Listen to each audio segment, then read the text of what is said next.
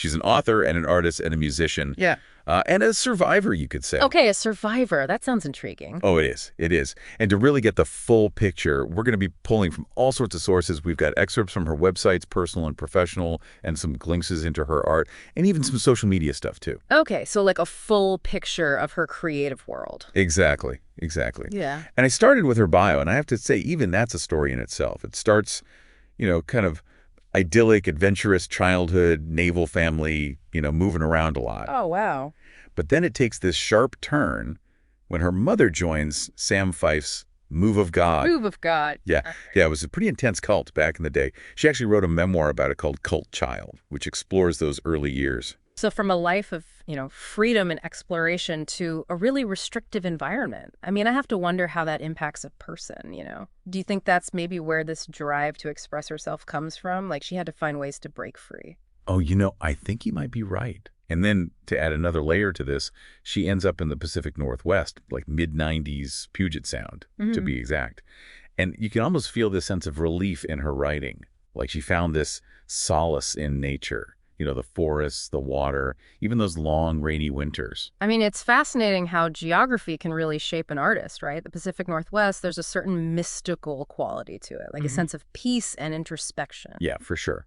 And it's not just about escaping, but like channeling that experience into art. On her website, she says, I write to live. And it's not just writing for Vennie. She's got music up on Reverb Nation. She's creating visual art. There's this whole exploration of spirituality and personal growth happening. What do you make of that quote? I write to live. Pretty powerful, huh?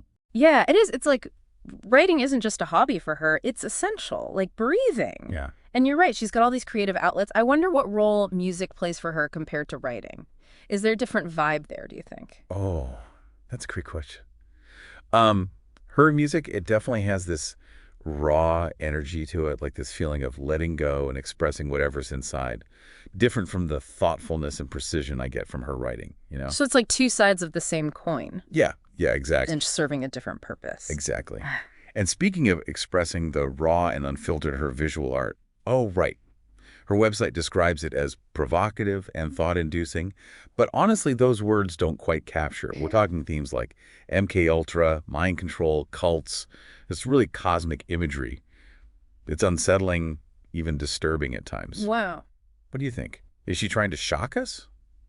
Or is there something deeper going on? I think it's more than just shock value. Knowing her background and consider where she even features MK Ultra. Which, for anyone who doesn't know, was a CIA program that experimented with mind control. Right, exactly.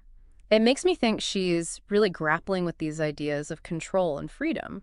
On a much deeper level, she lived through the ultimate control environment in that cult, right? Oh, yeah. So is this her way of processing those experiences?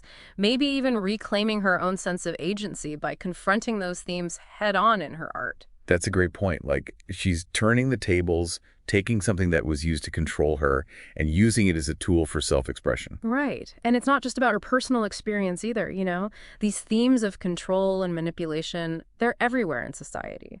Social media, the news, even politics. It's like she's holding up a mirror to the world. Wow, you're taking this deep dive to a whole other level. Well, I think it makes you think about how her art might resonate with others who have experienced similar things, even if it wasn't in a cult setting. Yeah, absolutely. That feeling of being controlled, of having your voice silenced. Yeah. Something that a lot of people can relate to. And it makes you wonder how she's going to explore these themes in her writing. We know she's got poetry collections and blog posts and even a sci-fi novel in the works. Oh, okay. So now we're talking about her written work. Right. This is where we can really see how she strings words together to create these worlds and narratives that, knowing her, are probably going to challenge us in all sorts of ways. I'm ready for the challenge. Let's dive in.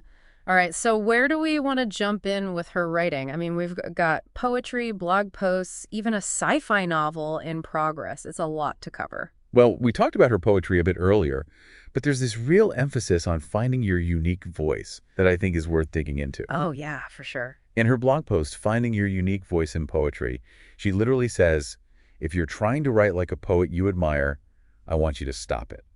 She's not mincing words, huh? No, not at all. Yeah. Which, knowing her story, makes total sense. Right. I mean, she's had to fight to reclaim her own voice, her own identity. Exactly. And I think that struggle really shines through in her poetry collection, Keeper of Backwards Men. Even the title itself So intriguing. Yeah, what do you think she means by backwards men? Yeah, it's like she's flipping the script on traditional power dynamics. Yeah. Yeah. Is she talking about literal men? Or is it like a metaphor for societal structures, institutions, maybe even the cult itself? You're blowing my mind here. It's like she's making us question what we even consider normal. Yeah. And then there are her blog posts, which are like these mini deep dives into all sorts of topics. Right. And remember the psychology of doom, dancing with perversion. Oh, yeah, that one really grabs your attention. But what's fascinating is how she explores those psychological mechanisms behind it. You know, how people cope with uncertainty and dread, those big questions we usually avoid. It's like she say, hey, let's not shy away from the darkness. Yeah, exactly. Yeah. And she connects it to this idea of perversion, not in the traditional sense, but more like how our coping mechanisms can become kind of twisted when we're faced with fear and anxiety. Oh, interesting. It makes you think about those times when we cling to things that might not be healthy just to feel in control. Right, like grasping for control in a world that feels chaotic. Yeah, it's a very human thing, that need for meaning and order. It connects back to that theme of control that we see in her other work, too. How it's exerted, how we can break free from those forces that try to define us. Okay, but we can't forget about the aliens. Oh, right. Centarficus, her sci-fi novel? Set in Alaska, with this hidden society living under Mount Hayes. Okay, talk about an unexpected setting. I wonder if she's drawing inspiration from those indigenous Alaskan cultures and their myths. Ooh, that's a great point.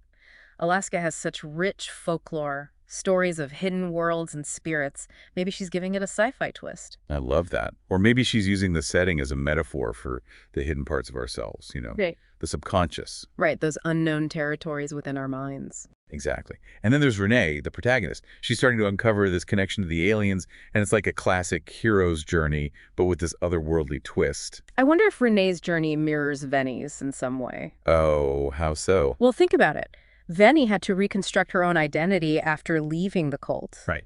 Maybe Renee's struggle to understand her place in this hidden society reflects that process for Vennie. Ooh, interesting parallel. Yeah, and then there's that whole environmental element, too. Remember, the aliens are facing some kind of crisis, and they're preparing to live underground.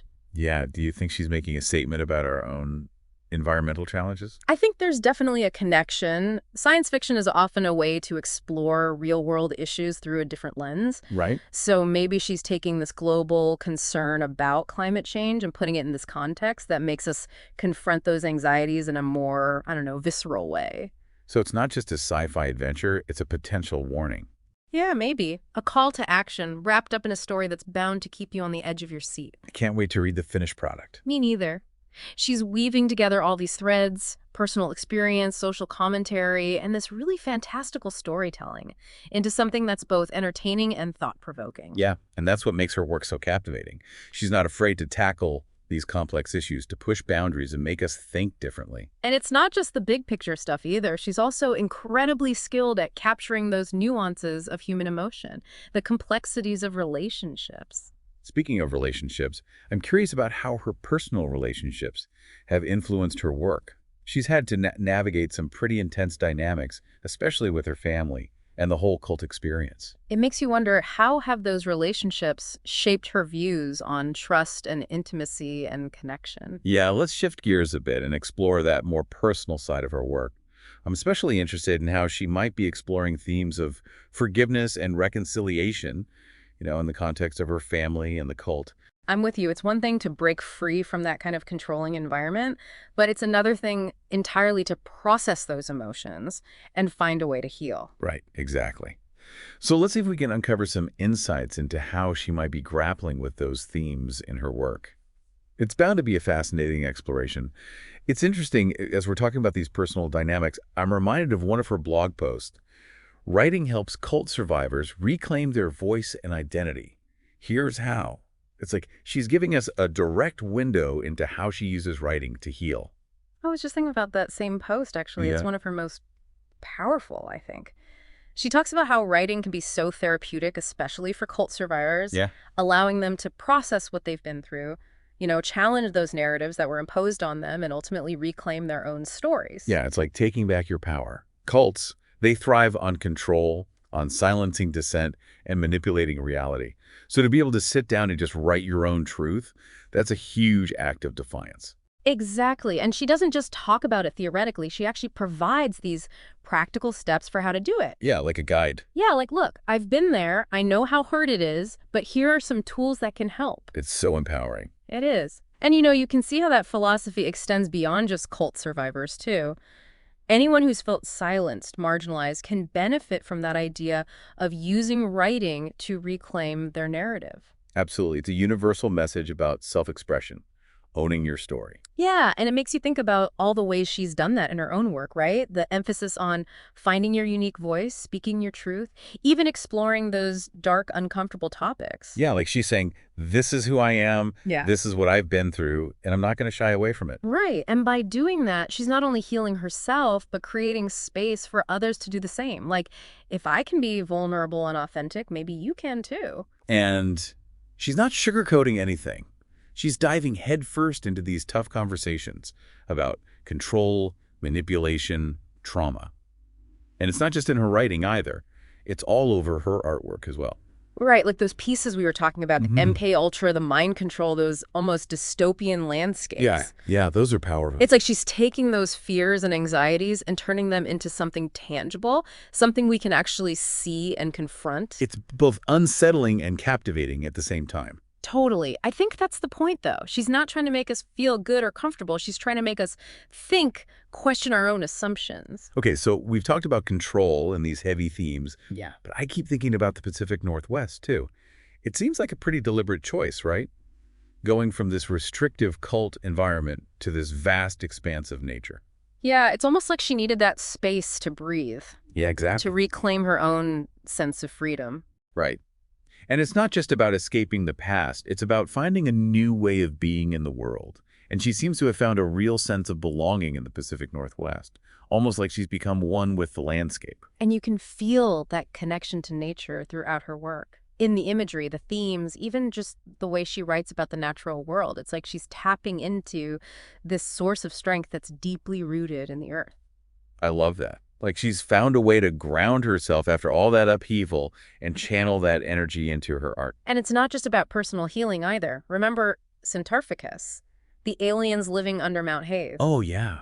It's like she's taking that connection with nature and expanding it to encompass this whole other species. Right, exactly. And don't forget that environmental element. We were talking about whether she was making a statement about climate change, the potential consequences of our actions. It's like she's saying, look, we're all connected to this planet, to each other. We need to take care of it. Or we might end up like those aliens, forced underground. It's a powerful message. It is. So, wow, we've explored a lot about Vennie Kocsis today. It's been quite a journey. Yes. We've seen how she's used her art and her writing to grapple with some really complex themes. Control, trauma, the search for identity and belonging.